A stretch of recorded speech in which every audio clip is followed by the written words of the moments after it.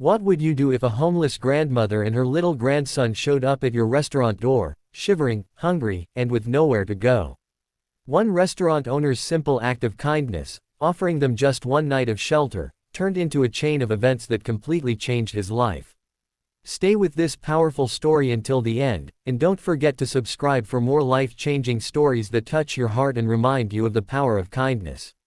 It was a cold and rainy evening in a small town where the streets usually grew quiet by nightfall. The street lamps flickered weakly against the mist, and the few people who were still outside hurried along with umbrellas tucked tightly against their shoulders. But while most people were going home to warm meals and cozy beds, two figures stood outside a modest family-owned restaurant. The restaurant was called Marino's Dine and Serve, a place known among locals for its hearty meals and warm atmosphere. Inside, the smell of roasted garlic, butter, and fresh bread drifted through the air. The owner, Daniel Marino, a man in his early 40s with kind eyes but a wearied expression from years of hard work, was wiping down the last tables before closing. His staff had already left, and he was about to lock the doors when he noticed two shadowy figures standing at the window. At first, he thought they were just passers-by, perhaps peeking at the menu board. But something about their stillness caught his attention. He walked closer and realized it was an elderly woman, perhaps in her late 60s, bundled in an oversized coat, holding the hand of a young boy, no older than 7. Their clothes were soaked from the rain, their faces pale and exhausted. Daniel hesitated. He had seen his share of people asking for help before, but there was something different about this pair. The boy clutched his grandmother's hand tightly, and she leaned against him slightly, as though even standing was too much effort. He opened the door and called out gently, "Hey, are you two all right?" The grandmother gave a faint, embarrassed smile. "I'm sorry, sir. We didn't mean to bother you. My grandson and I were just trying to find a dry spot for the night. We'll move along." Daniel frowned. Something in her voice, pride mixed with desperation, hit him in the chest. "Wait. Come inside for a moment.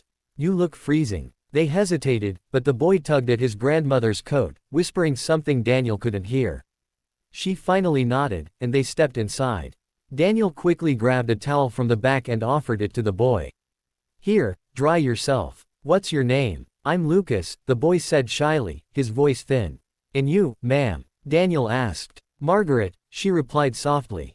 Daniel motioned them toward a booth. "Sit down. Let me get you something warm." Without asking, he went into the kitchen and fixed 2 bowls of steaming chicken soup with fresh bread. As he placed the food in front of them, Lucas's eyes widened in disbelief, and Margaret whispered, thank you so much." Daniel watched as they ate hungrily, though Margaret kept pausing to give more of her share to her grandson. That small act tugged at Daniel's heart. He had grown up poor himself, raised by a single mother who often went hungry so that he could eat. Watching Margaret do the same for Lucas brought back memories he had tried to bury under years of hard work. After they finished, Daniel sat down across from them. "Where are you two staying tonight?" Margaret hesitated, then admitted, "Nowhere. We've been moving from place to place, but tonight we couldn't find shelter. It's just been hard." She looked away, ashamed. Daniel sighed. He knew he couldn't just send them back into the storm. "Look, the restaurant has a small storage room in the back. It's warm and safe. It's not much, but you're welcome to stay for the night." Margaret's eyes filled with tears. "We don't want to be a burden." "You're not," Daniel said firmly. "No one deserves to be out in this weather." That night, he laid out blankets and pillows for them in the storage room. As he locked up, he couldn't shake the image of Lucas sleeping with his head against his grandmother's shoulder, both of them finally at peace. He told himself it was just for one night. But life had other plans. The next morning, Daniel arrived early to prepare for the breakfast rush. He found Margaret already awake, tidying the storage room as though it were her own home. Lucas was sitting quietly at a small table, sketching on a napkin with a stub of pencil. "You're up early," Daniel said. Margaret smiled faintly. "I couldn't just sleep while you work so hard. Thank you again for last night. We'll be on our way soon." But Daniel surprised himself by saying, "Why don't you stay for breakfast first?" Over pancakes and eggs, he learned more of their story. Margaret had been raising Lucas alone ever since her daughter, Lucas's mother, had died of illness 2 years ago. They had lost their home soon after, unable to keep up with rent. Margaret tried working odd jobs, but her age and health made it difficult. They had been drifting from one shelter to another, with nowhere permanent to call home. Daniel listened quietly, his heart heavy. He thought of his own mother, who had struggled just as hard to raise him. He felt a deep, unexplainable pull toward helping them. After breakfast, he handed Margaret a small envelope with some money inside. "This isn't much, but it might help you get by." Margaret tried to refuse, but Daniel insisted. "Please, consider it a friend helping another friend." She accepted with trembling hands. "God bless you. That was supposed to be the end of it. But Margaret and Lucas kept crossing Daniel's path.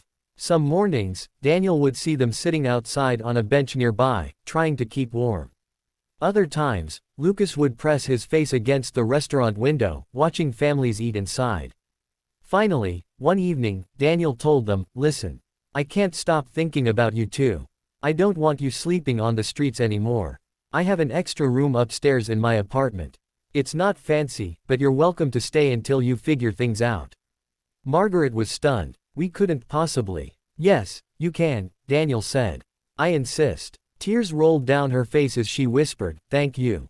And so began an unexpected chapter in all their lives. Days turned into weeks. Margaret helped around the restaurant, cleaning tables, folding napkins, even preparing meals with surprising skill.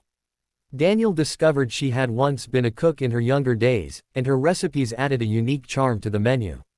Customers began asking for Grandma Margaret's soup and her special apple pie. Meanwhile, Lucas filled the restaurant with laughter. He charmed the regulars with his bright smile and helped Daniel carry plates to tables. Soon, the once modest diner became livelier than ever, drawing new customers who came not just for the food but for the warmth that radiated from the little family within. But the story didn't stop there. One evening, a local journalist who had heard whispers of the restaurant that took in a homeless grandmother and boy came to eat. Impressed by both the food and the story, she wrote an article that quickly spread through the town.